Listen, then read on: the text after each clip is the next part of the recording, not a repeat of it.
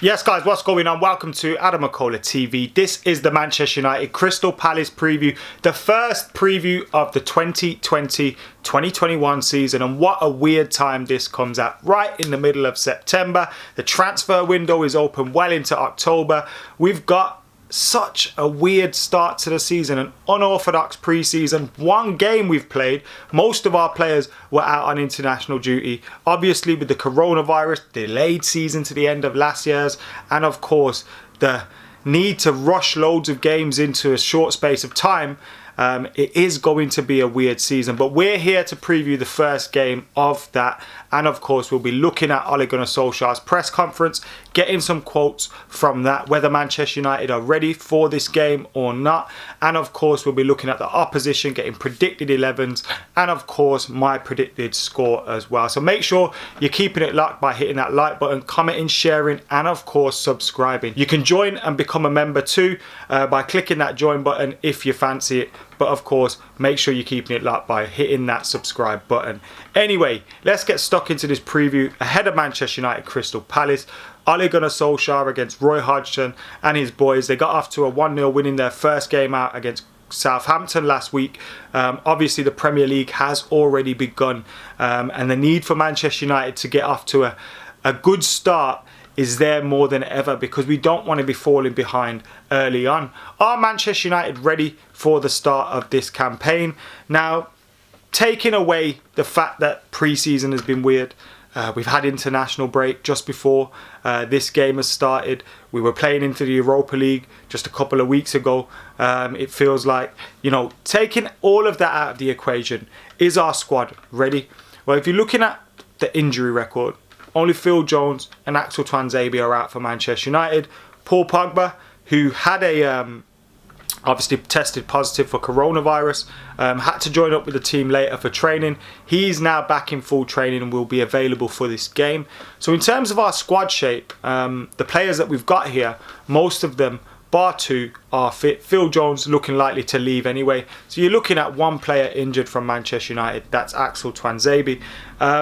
So the squad's in a pretty healthy shape. But in terms of fitness and those kind of things, some players have played internationals, so they'll maybe be a bit more fitter than others. Some players haven't been involved in internationals and maybe only played in that game against Aston Villa in the pre-season game.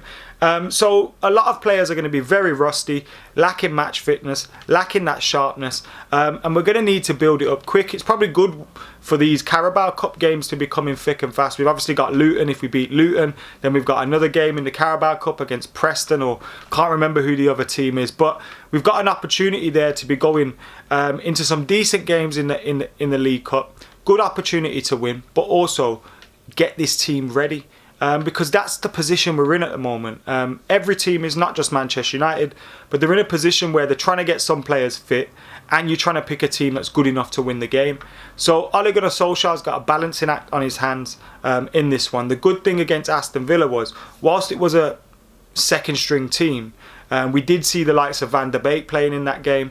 We got to see the likes of Scott McTominay getting minutes, and the players that were on international duty looked good. Bruno Fernandes, Anthony Martial, they'll be teaming back up with the lads, and hopefully they've been raring to go in training, picking those levels up yet again, because you've seen Luke Shaw after the Aston Villa game saying, can't wait for the rest of the lads to be back in.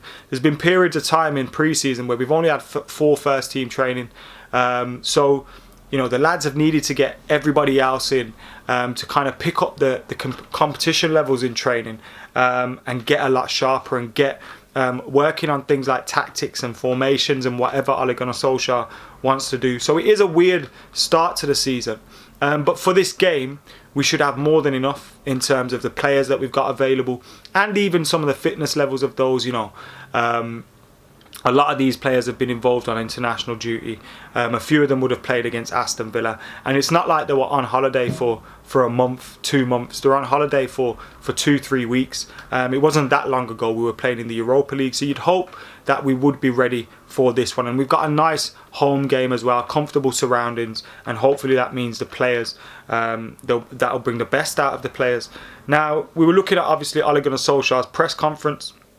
And in his press conference, he took his time to defend Mason Greenwood, which I loved. He was saying, We've obviously taken our time with Mason Greenwood. We've kept him out of the media. We've been protecting him, keeping him in our bubble. As soon as he goes to England, which we didn't want him to do anyway because we wanted him to be arrested, he's thrust in front of the media, asked about Harry Maguire, and we've got all sorts of nonsense going on. Now, the player has to take some responsibility, obviously, and Ole has alluded to the fact that he has spoken with the player, but it's good to see him kind of creating this siege mentality, calling out the FA, calling out the England manager.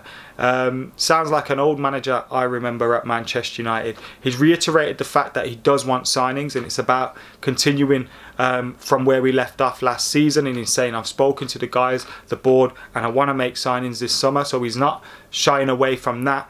He's saying Van der Beek's settled and we can play in a midfield three if we really want to, with Bruno, Pogba and Donny van der Beek. But he also reiterated the fact that the likes of Fred, Matic and McTominay will be fighting for those spots.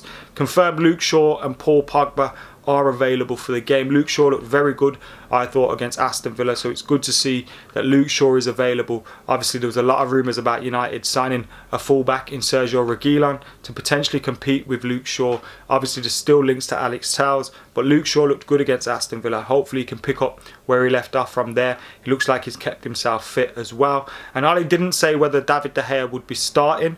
I kind of feel like David De Gea will be starting in this game. Ole didn't confirm that, but he did say that the competition levels between the goalkeepers in training is the best he's seen at Manchester United. Obviously, he did mention that Sergio Romero isn't there at the moment, but you've got Dean Henderson, Lee Grant, David De Gea, obviously in training. And Dean Henderson, David De Gea, I think pound for pound, we've got the best goalkeepers in the Premier League. And I'm hoping Dean Henderson pushing David De Gea brings a little bit extra out of David De Gea and brings that David De Gea that won the Player of the Year for Manchester United. Now, we do need to hit the ground running. It's important. Obviously, some teams have already played. Arsenal, Chelsea have already got 3 points on us. And we don't want to be falling 6-5 points behind these teams early on, even if it is with a game in hand. And you don't want to get caught up in poor patterns of play or in poor form early on, because the games are coming quickly. You lose one, you lose two, next thing you know, it's a crisis almost, and we need to make sure that we're getting off to a good start. We've seen when teams are trying to keep up with Liverpool or City, you can't be affording to drop much points. And these home games as well, the likes of Crystal Palace, I think we dropped points against Palace last year, the likes of Crystal Palace at home, we need to be winning. We've seen the kind of shocks that they can pull off at Old Trafford. We did lose. It was that time when Daniel James celebrated when we equalised, didn't he, and got dragged back, and then Patrick Van Arnold went and scored down the other end. So we know what Crystal Palace can do to Manchester United. So we need to be making sure that we're at it. The good thing for us is the second half of the season seemed to show a massive improvement in the team. We played better football. The competition levels were higher. The level of the squad was higher. And when you look at the players that we've got, Van der Beek, Pogba, Bruno, Matic, McTominay, Fred, more than enough quality in that midfield area. Yes, we still do need to bring in those signings for our long-term objectives in this season. And we want to see someone like Jadon Sancho coming in because we need a right winger. But Greenwood, Marshall, Rashford, Daniel James, Jesse Lingard, that should be enough to beat someone like Crystal Palace in this one-off game. So we can't be using the fact that, we never got Jadon Sancho as an excuse that we don't win this game, because ultimately we should be winning this game without them. Crystal Palace at home is a must-win for Manchester United. We need to turn Old Trafford into a fortress. I thought our home record's been quite good, and we've got a lot of points there, and we've beat the likes of City there and all that. But we need to make sure this season we're getting all those points at home. It's going to be a weird one. They've already had the experience of playing without the fans there at Old Trafford. So it's going to continue to be that little bit weirder, but we need to make sure we're picking up points. We're getting off to a good start, because you don't want to be dropping points early on, falling behind these teams, because then you're adding extra pressure onto these games. And if we can go into the games in the cup just thinking about bringing in players to train them up and get them ready for the next Premier League game and get their match fitness up and their match sharpness up, rather than thinking, shit, we have to win this game. We've just drawn or dropped points in the last game. We have to make sure we win to get our form back up. So, you want to be taking the pressure off the boys. And that are coming in, but there's always going to be pressure, especially when you look at the competition in the squad. But yeah, we need to hit the ground running. And Crystal Palace, we'll talk about them now.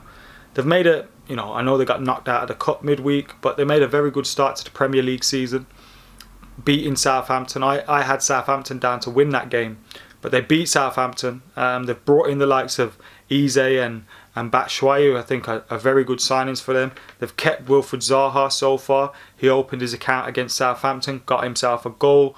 They have got a few injuries. Van Arnold, who got the winner against Manchester United, he's out.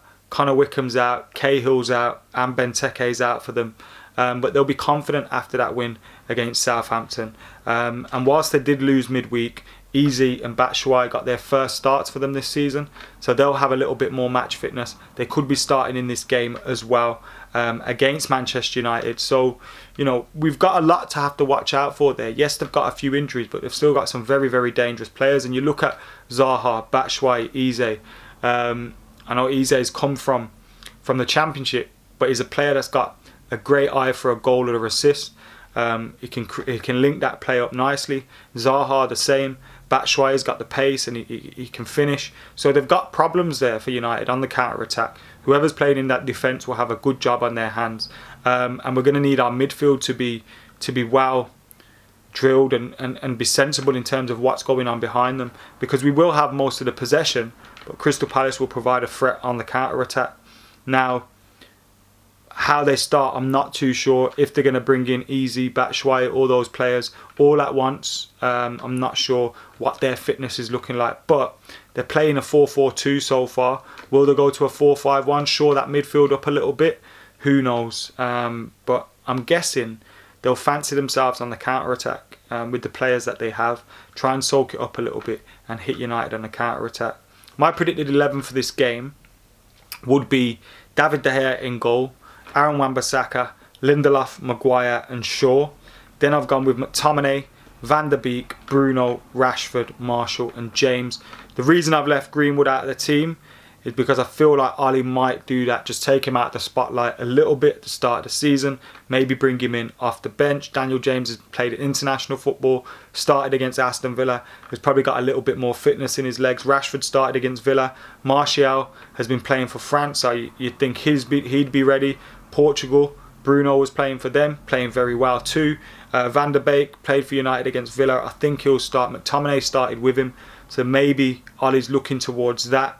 And I think the defence will definitely be Wan-Bissaka, Lindelof, Maguire and Shaw. Shaw looked good against Aston Villa. De Gea's spot to lose, I believe. I don't think we'll see Henderson come in, because that's an immediate headline almost. And I think Ole won't want to put any unnecessary pressure on the goalkeeper. But I think David De Gea will start.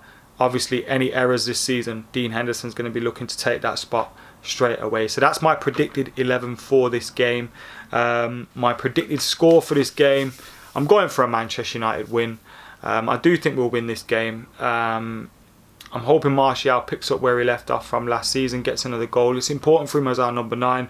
Got a goal and assist for France in the international break, won a penalty. He's looked good for them, so it'd be good for him to get off to a flying start at Old Trafford in the league. I'll go for Martial and Rashford to score the goals. 2-0 to Manchester United, and us getting off to a good start in the campaign. Fingers crossed. Anyway, guys, let us know your thoughts in the comments below. Your predicted scores, your predicted 11s, what you think of the opposition, the need to get off to a quick start for Manchester United, whether we're ready for this game or not. Let us know your thoughts in the comments below. Make sure you like and comment and share and subscribing. Remember, we'll have reaction up after the game as well. But for now, I've been AdamMcKola. The Premier League football is returning this weekend properly, because Man United are in action. And for now, I'm out of here.